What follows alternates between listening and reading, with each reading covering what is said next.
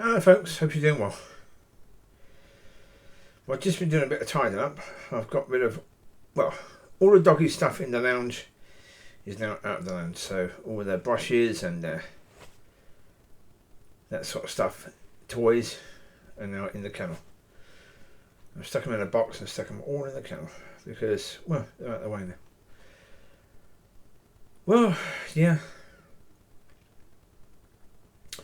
Had an understanding actually early on. Again, it always happens to be I was laying down. I'm not sure if I was it's before I got up in the morning or when I went to have a kip after breakfast, sort of thing. But either way, I understood that the dogs were taken away not just so I could go to NL. Not just so I could go to NL and go to church and go through that system. Yeah, go through that journey. There's obviously a lot more to it simply because of the fact that not only did they not come back, but they've been rehomed. But God knew all this, and as I say,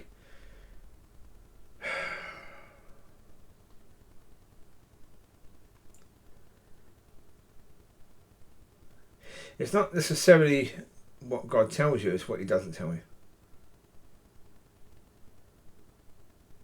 Yeah, so, yeah. And the last video, at the end of that one, on the title, I basically said, then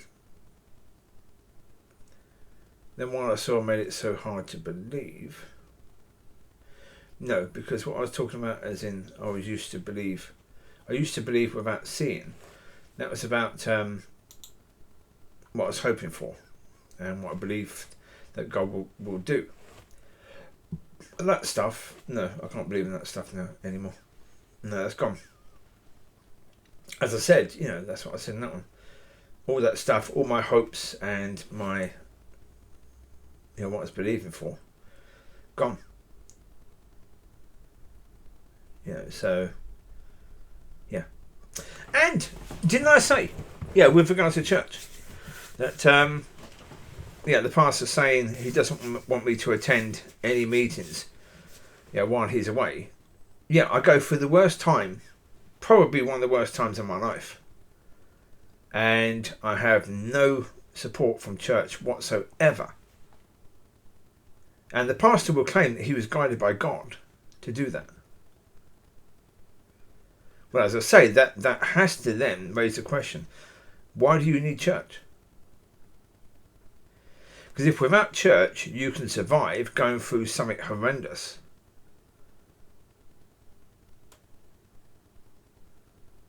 and you can survive that pretty well, then why do you need church? What is it about church that you need? Because if you can get your own worship, you can have worship. If you're being led by the Holy Spirit, you can have ministry. So what is it about church that you need, really? There's supposed to be this thing called fellowship that you need. Well, the pastor denied me that.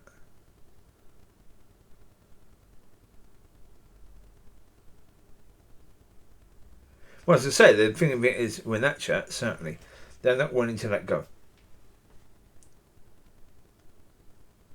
They're not willing to go to God on the point and say, is what this person said true?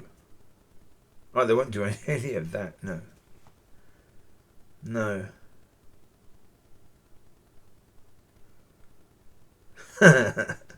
So, there you go. That's the situation, isn't it? So, yeah. But yeah, isn't it sod's law that I go through that sort of time when not in church? Yeah. Every single time in my life when I've gone through stuff that was really, really bad, I've not been in church. And it's just been me and God. Or it's just been me. If it's just been me, then why do I need God? That's another point, isn't it, really? Yeah, if it is just me and not God, then why do I need God? This is not exactly the church advertising itself very well, is it, really? This is the point. You say something that's challenging to the church, and they scream and fight and push you away, but push you away to a point where you then cope, showing that you don't need church, and if you cope on your own, you don't need God. Do I think I coped on my own? No, I don't think that. And I would never say to people you don't need God. What I'm saying is the church, by doing that, is saying to people you don't need church and you don't need God. Or you don't need church and you might not need God.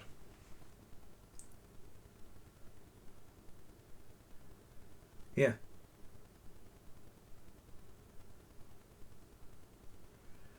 And this is a pastor heart.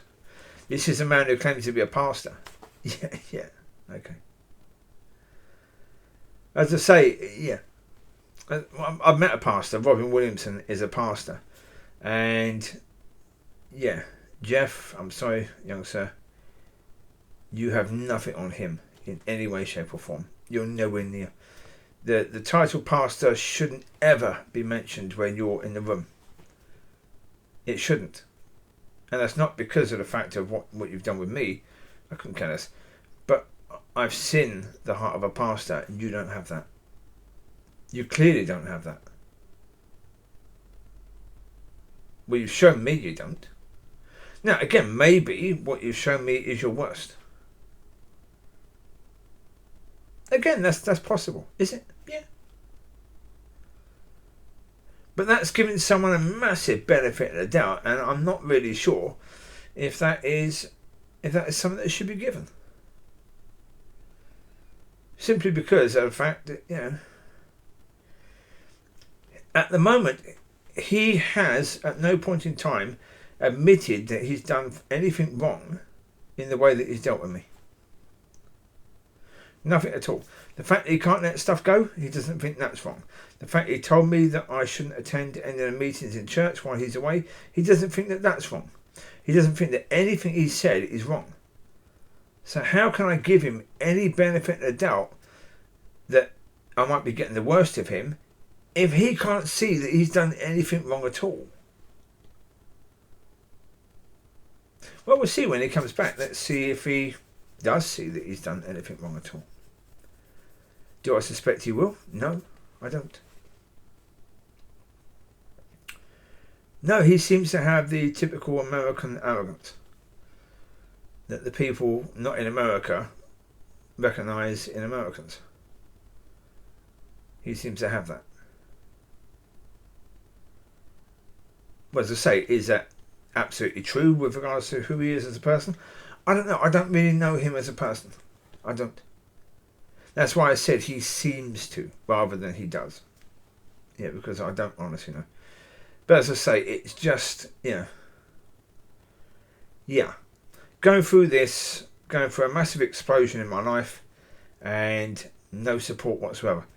Well, basically, I can count the amount of friends I have on no hands.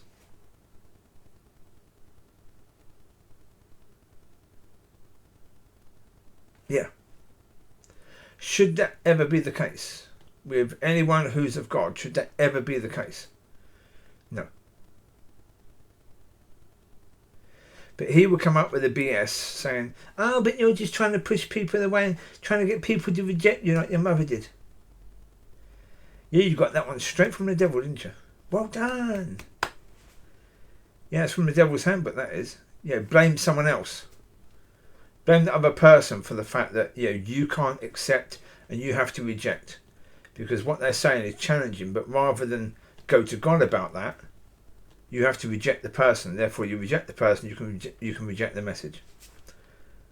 Yeah. Now, should I be taking that personally? I'm not really taking it personally. Not particularly. I know the situation and it's annoying. It is. Well, because that song, I said in that song, it says in that song, that Call Me song, you don't have to do this alone. And I said, well, clearly I do. Clearly I do. And that's bloody annoying. Would I rather have support in this? Yeah. I'll tell you what, 2 songs come to mind. What's Going On and Left Outside Alone. Well, they seem fitting, both. What's Going On because, I know there's so much that God didn't tell me. And Left Outside Alone is because, left outside alone. So, here you go. You take care. God bless. Speak to you soon. Bye-bye.